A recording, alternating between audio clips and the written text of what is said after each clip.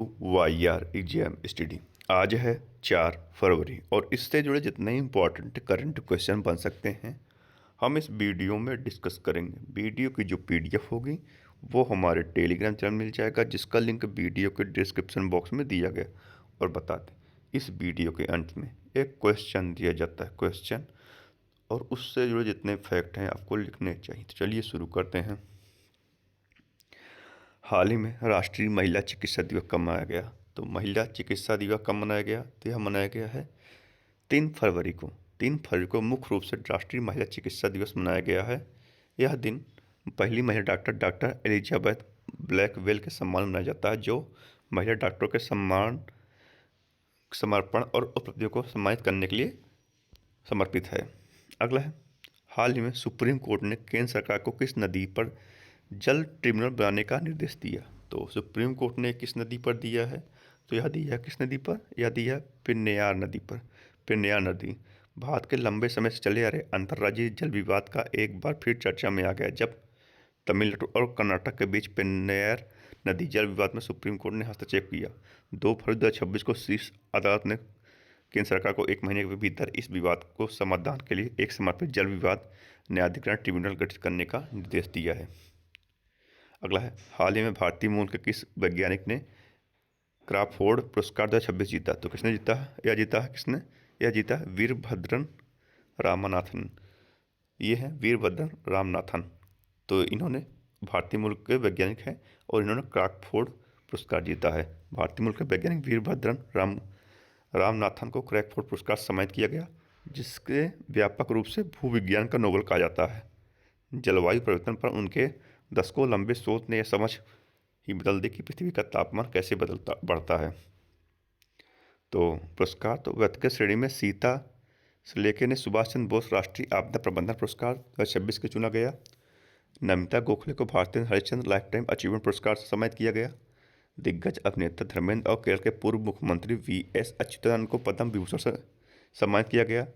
शुभांशु शुक्ला को अशोक चक्र से सम्मानित किया गया। ग्राका माचेल शांति निरस्त्रीकरण और विकास के लिए इंदिरा गांधी पुरस्कार 2025 प्रदान किया गया। 11वें अजंता एलोरा प्रतिष्ठित पद्म पाणि पुरस्कार अंतर्राष्ट्रीय फिल्म महोत्सव में इलैयाराजा को प्रदान किया गया। चंदना सिन्हा भारतीय रेलवे का सर्वोच्च सम्मान प्रदान किया गया। अगला है, हाल ही में किस मंत्रालय द्वारा यंत्र इंडिया लिमिटेड को मिनी रत्न कैटेगरी का दर्जा दिया गया? तो किस मंत्रालय द्वारा दिया गया है? यह दिया गया है रक्षा मंत्रालय द्वारा। रक्षा मंत्री ने 2 फरवरी 2026 को ऑर्डिनेंस फैक्ट्री बोर्ड के निगमितीकरण के बाद गठित राज्य सार्वजनिक क्षेत्र उपक्रम यंत्र इंडिया लिमिटेड को मिनी रत्न श्रेणी का 1 दर्जा देने को मंजूरी दी है। अगला है, हाल ही में यूरोपीय संघ ने सीमा पर डिजिटल व्यापार को बढ़ावा देने हेतु किसके साथ अहम समझौतों पर हस्ताक्षर किए हैं? यह किए किसके साथ? यह किए हैं भारत के साथ। भारत और यूरोपीय संघ ने कागज रहित वैश्विक व्यापार की दिशा में एक महत्वपूर्ण कदम उठाया है। 27 जनवरी 2026 को इलेक्ट्रॉनिक सूचना प्रौद्योगिकी मंत्रालय और यूरोपीय आयोग के डीजी कनेक्ट ने एक महत्वपूर्ण प्रशासनिक समझौतों पर हस्ताक्षर किए हैं। अगला है, हाल ही में किसने पश्चिमी गोलार्ध की सबसे ऊंची चोटी फतह की? तो यह की है किसने? यह की है काबकयानो ने। काबकयानो ने पश्चिमी गोलार्ध की सबसे ऊंची चोटी फतह की। और ये है काबकयानो। और ये जानते कहाँ की हैं? ये जानते कहाँ की हैं? ये हैं अरुणाचल प्रदेश की। भारतीय पर्वतारोही काबकयानो ने अर्जेंटीना में स्थित माउंट अकानगुआ की सफलतापूर्वक चोटी पर चढ़ाई की, जो दक्षिण अमेरिका और पश्चिमी गोलार्ध की सबसे ऊंची चोटी है। 22,831 फीट ऊंची वाली इस चढ़ाई ने उनके 7 मीटर पर्वतारोहण अभियान में एक महत्वपूर्ण मील का पत्थर साबित किया है। अगला है, हाल ही में कहाँ पिलो एआई का शुभारंभ किया गया? तो पिलो एआई का शुभारंभ कहाँ हुआ? यह हुआ आंध्र प्रदेश में। आंध्र प्रदेश ने छोटे व्यवसायों के लिए एक अभिनव डिजिटल उपकरण पेश किया। 2 फरवरी 2026 को मुख्यमंत्री एन चंद्रबाबू नायडू ने पिल्लो एआई नामक वॉयस आधारित बिलिंग अकाउंट ऐप लॉन्च किया।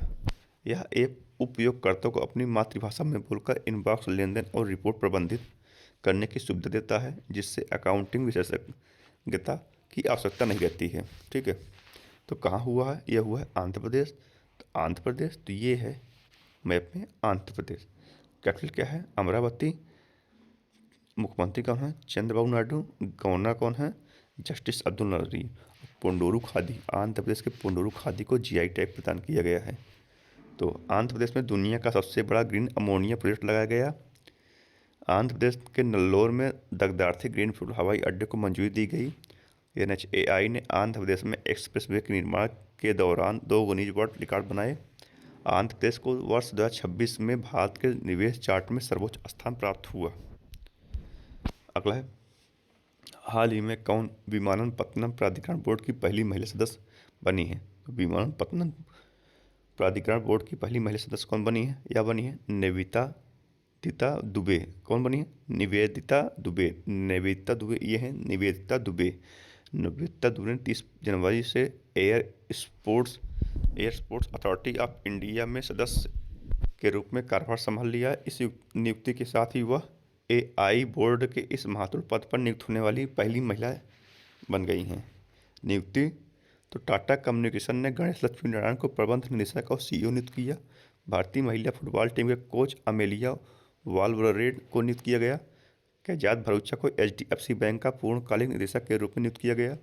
रेमंड लाइफ स्टाइल ने सत्यकी घोष को CEO नियुक्त किया। MV पाठक पश्चिमी समुद्र तट के कोस्ट गार्ड कमांड के तौर पर कार्यभार संभाला है। मेटा ने दीना पावले मैक का कार्मिक को अपना अध्यक्ष नियुक्त किया। प्रवीण वशिष्ठ को केंद्रीय सतर्कता आयोग के सतर्कता नियुक्त किया गया है, अध्यक्ष नियुक्त किया गया है। महेंद्र सिंह धोनी को बजाज पुणे ग्रैंड टूर 2026 को गुडविल एम्बेसडर बनाए गए हैं।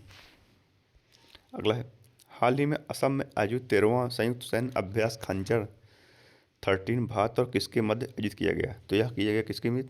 यह किया गया भारत और किर्गिस्तान के मध्य। भारत और किर्गिस्तान के बीच संयुक्त सैन्य अभ्यास खंजर 13वां संस्करण 4 से 17 फरवरी 2026 तक असम के मिसामारी में आयोजित किया जाने वाला है।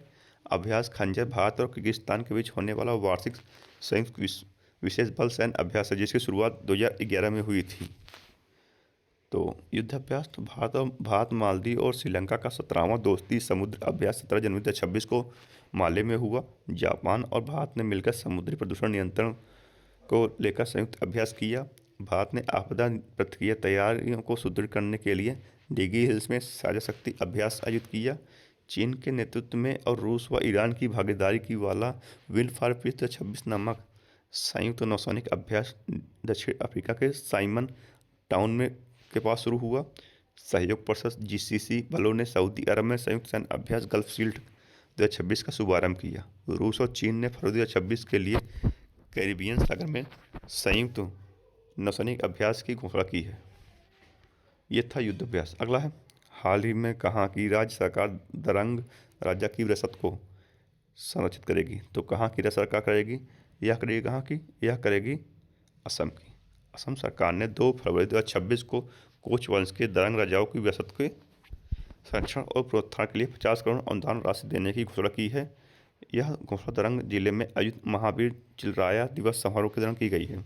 तो दरंग राज्य पर शासन करने वाला कोच वंश मध्यकालीन असम के सबसे शक्तिशाली राजवंशों में एक था। प्राचीन कामरूप में पाल वंश के पतन के बाद कोच समुदाय का उदय हुआ। इस राज्य का स्थापना विश्वा सिंधिया ने की थी। ठीक है, असम। तो ये है मैप में असम।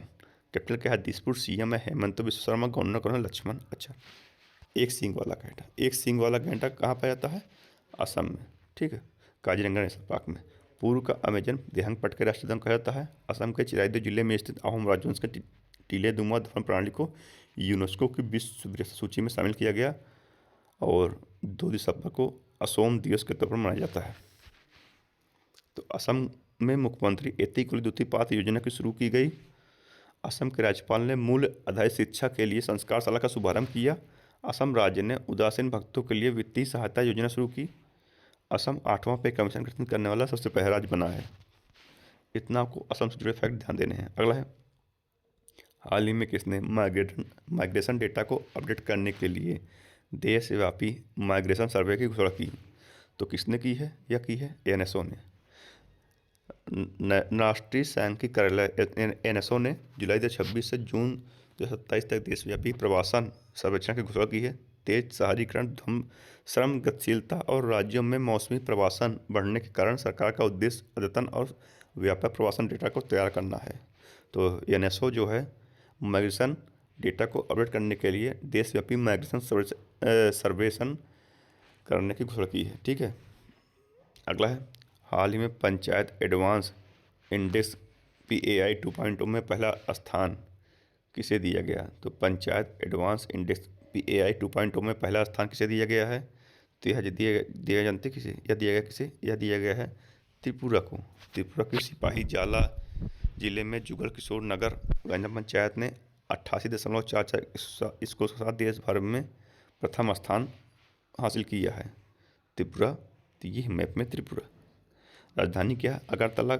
मुख्यमंत्री क्या है, माणिक शाह। और राज्यपाल कौन है, नल्लू इंद्रसेन रेड्डी। ठीक है, तो त्रिपुरा में 450 करोड़ की लागत वाली माताबारी पर्यटन सर्किट की नींव रखी गई।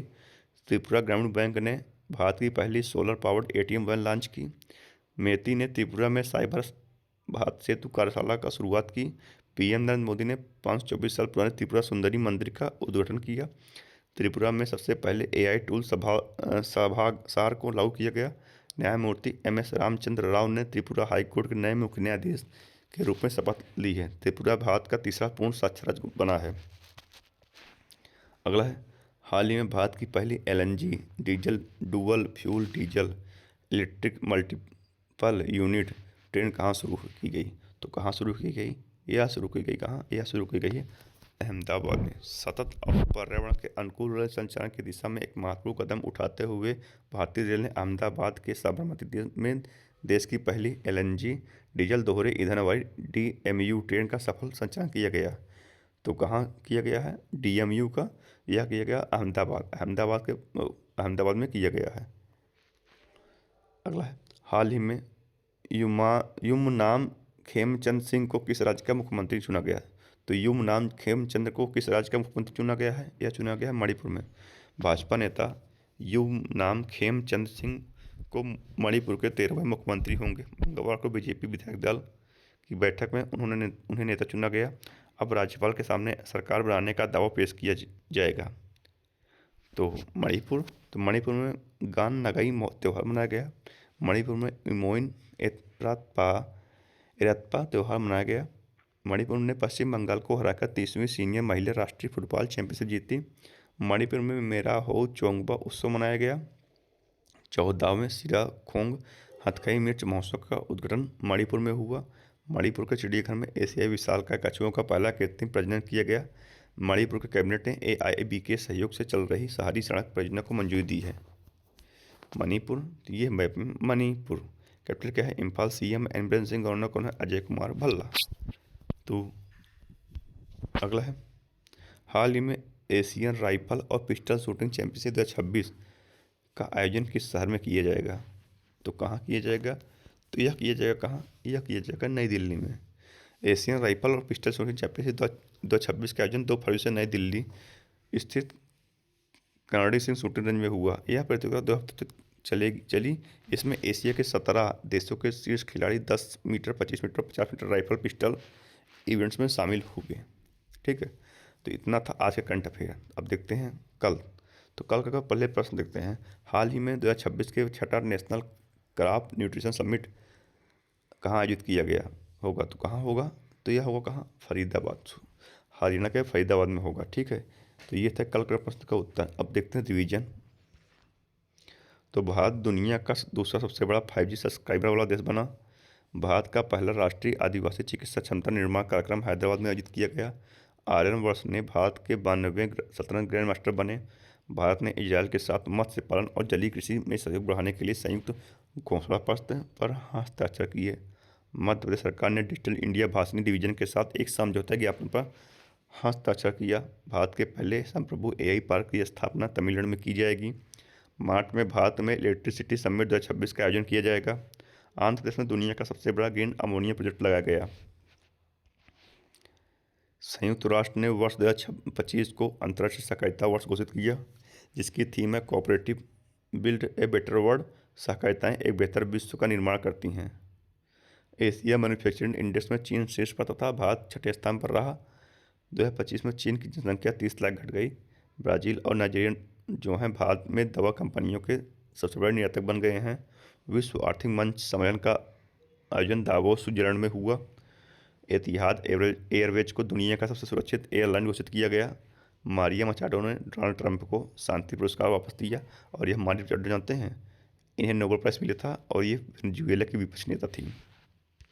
तो आज का प्रश्न पूछते हैं आपसे, हाल ही में कहाँ के आदमपुर हवाई अड्डे का नाम बदलकर श्री गुरु रविदास महाराज जी हवाई अड्डा रखा गया? तो कहाँ के आदमपुर हवाई अड्डे का नाम बदलकर श्री गुरु रविदास महाराज जी हवाई अड्डा रखा गया? तो इसका उत्तर आपको कमेंट में देना है। अगर वीडियो पसंद है तो लाइक और शेयर जरूर कीजिए दोस्तों।